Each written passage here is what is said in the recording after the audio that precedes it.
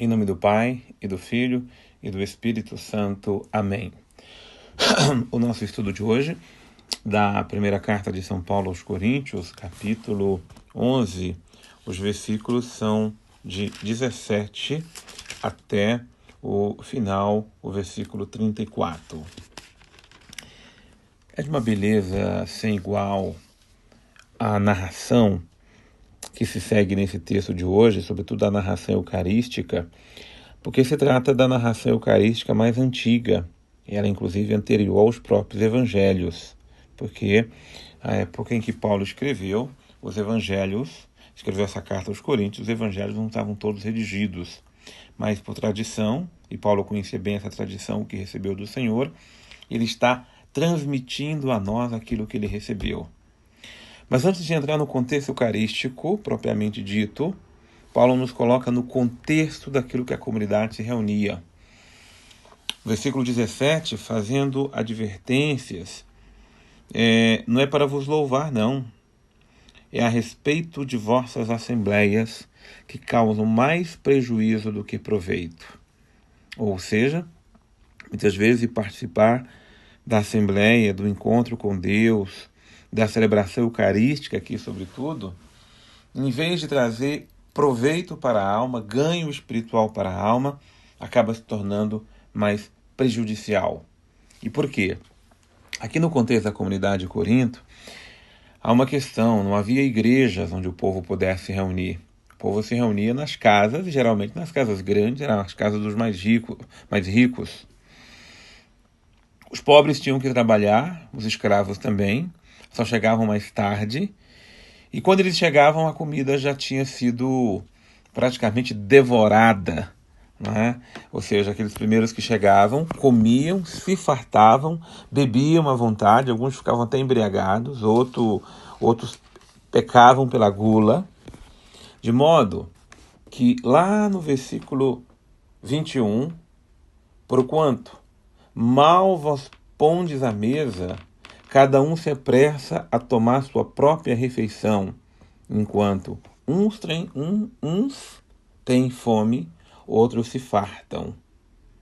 Ou seja, aqueles que vão e que podem estar lá primeiro, se preocupam somente com seu próprio estômago, se preocupam somente com sua própria fome, se preocupam somente com suas próprias coisas.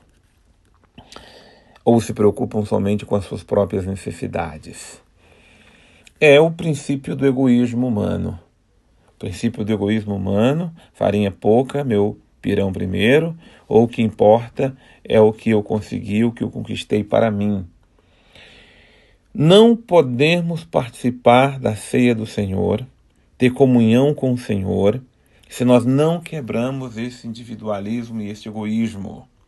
Não se refere somente à questão aqui do pão que eu vou comer, no caso aqui desse contexto da ceia judaica.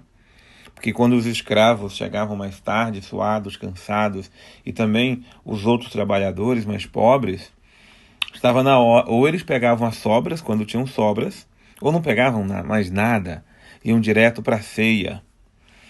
Então, é um pecado quando vamos para a ceia do Senhor preocupados somente conosco, ou preocupados somente comigo mesmo.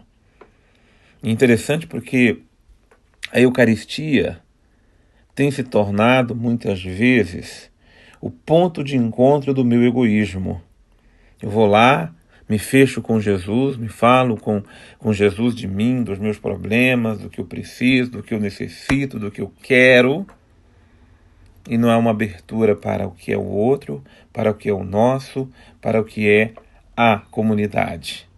Não há comunhão eucarística, não há, de forma nenhuma, sem esse se voltar para ter comunhão uns com os outros.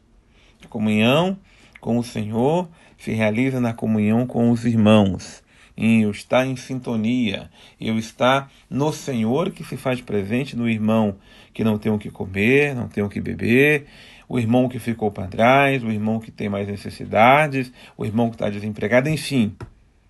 Eucaristia não é celebração do meu ego diante do altar. Eucaristia é a celebração da comunhão de uma comunidade que se reúne em torno do Senhor. Então, se for para gerar desigualdades, se for para cada um cuidar do seu próprio estômago, que cada um coma na sua própria casa, nos diz a palavra. Mas na casa do Senhor, o mínimo que pode se esperar é que todos sejam tratados iguais, todos recebam o mesmo amor e que dediquemos atenção mútua uns aos outros. Eu não posso ir fazer a ceia eucarística preocupado somente comigo. Por isso, a partir do versículo 23, Paulo começa a narração daquilo que é a celebração eucarística. Ele mesmo diz que ele recebeu do Senhor o que está nos transmitindo. Aquela noite, o Senhor se reuniu com os seus, ele tomou pão. Então, é a narração da ceia eucarística. O versículo 26. Assim, todas as vezes que comeis deste pão e bebeis deste cálice, lembrais, ou fazei memória da morte do Senhor até que o Senhor volte. A Eucaristia é o grande Calvário. O altar da Eucaristia é o Calvário, onde fazemos memória viva, atualizada, da paixão redentora de Jesus. O sacrifício eucarístico é o sacrifício de Cristo na cruz. A Eucaristia não é somente um banquete que nos alimentamos, mas é um banquete onde o Cristo se dá. Se na cruz ele se deu, ele deu seu corpo, deu seu sangue, pendente pregado na cruz, na mesa eucarística ele novamente se dá, se doa. Eucaristia é doação, é Deus que se entrega, é Deus que se doa. Quando eu celebro a Eucaristia, eu celebro a paixão do Senhor, o meu coração tem que se quebrar, o meu coração tem que se abrir, para que eu também vá me doar, vá me entregar para os meus irmãos, assim como o Senhor se entregou por amor a mim.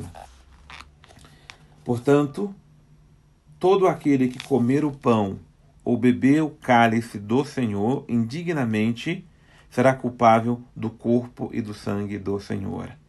Veja, primeira coisa, beber do pão e do cálice do Senhor é culpado do corpo e do sangue do Senhor, porque o pão é o corpo do Senhor, porque o vinho é o sangue do Senhor. É o próprio Senhor que diz, isso é o meu corpo, isto é o meu sangue. Às vezes falta a ciência da consciência que precisamos ter diante do mistério que vamos celebrar. Saber que eu vou celebrar o corpo do Senhor, o sangue do Senhor. Eu não vou ali simplesmente cumprir um ritual mágico, um ritual qualquer, não. Eu vou entrar na comunhão com o Senhor. Ter os pensamentos do Senhor, os sentimentos do Senhor. A Eucaristia não pode fazer de mim uma pessoa egoísta, uma pessoa egocêntrica, uma pessoa fechada em mim. Se a Eucaristia é o Senhor se dando, se multiplicando, se dividindo para alimentar, eu não posso celebrar a Eucaristia pensando em me alimentar. Eu preciso me tornar alimento para os outros. Eu preciso alimentar a vida dos outros, porque o Cristo que está em mim é alimento que dá vida ao mundo, e eu preciso também alimentar o mundo com a minha presença. Cuidar da fome do mundo, da necessidade do mundo. Por isso que o exemplo dado anterior é um contrassenso. Como é que aquela comunidade se reúne para celebrar o corpo e o sangue do Senhor e sequer se lembram do corpo e o sangue do Senhor dos irmãos que passam fome e necessidade? Como é que celebramos o corpo e o sangue do Senhor e ficamos frios e indiferentes aos sofrimentos, às dificuldades que passam nossos irmãos e nossas irmãs? Ali vai nos dizer o versículo 29, aquele que o come e o bebe sem distinguir o corpo do Senhor, come e bebe sua própria condenação. E essa é a razão porque entre nós há muitos adoentados e fracos e muitos mortos, porque nós não examinamos a nós mesmos para não sermos julgados. Mas sendo julgados pelo Senhor, Ele nos castiga para não sermos condenados com o mundo. Deixar Deus nos corrigir, deixar Deus nos advertir, deixar Deus abrir a nossa consciência para que nos aproximemos de mistério tão sagrado com a consciência reta, com o coração puro, com o coração santificado, com o coração que tenha realmente consciência de que o que estamos nos aproximando para receber é o corpo do Senhor, é o sangue do Senhor. Que não fique somente num momento onde me diz é o corpo de Cristo, eu diga amém. Mas que a Eucaristia dê sentido a toda a minha vida. Que a Eucaristia dê todo sentido a tudo que eu faço, a tudo aquilo que eu realizo, para que a minha vida seja eucaristizada, seja transformada, seja transubstanciada, seja transfigurada no mistério que eu estou vivendo e celebrando. Portanto, irmãos e irmãs, nos diz o versículo 33, quando mais vos reunis para a ceia, esperais uns pelos outros. Se alguém tem fome, come em casa. Assim vossas reuniões não vos atrairão à condenação. Aqui o principal é saber esperar pelo outro, se preocupar com o outro e dar atenção ao outro. Permitamos, hoje não temos mais essa questão de se fazer junto com a Eucaristia, a celebração da ceia do Senhor, e também o ágape, que é a partilha fraterna dos bens. Hoje praticamente não existe isso, se existe são em pouquíssimas comunidades. Às vezes há um lanche, uma coisa depois, mas mesmo assim, e quando há aquela coisa, uns avançam, se preocupam em comer, já coloca logo na mão 2 pães, 3 pães, enche logo o seu prato e... Não. Primeiro, não avançar para ser o primeiro. Segundo, se eu for ser o primeiro, ou lá, o momento em que eu for, eu não me preocupo primeiro com o meu prato, com o que eu vou comer, mas me preocupar em saber que o outro irmão, o meu irmão, está bem. Onde quer que nos reunamos em nome do Senhor, em nossas casas, em nossas famílias, em nossos grupos de oração, cuidado para a comida não ocupar o lugar do Senhor, cuidado para a comida não ser causa de divisão entre nós, mas que saibamos fazer do alimento a partilha da vida. E assim nós possamos comungar o Senhor em tudo aquilo que nós fazemos e realizamos. Que o Senhor nos abençoe em nome do Pai, do Filho e do Espírito Santo. Amém.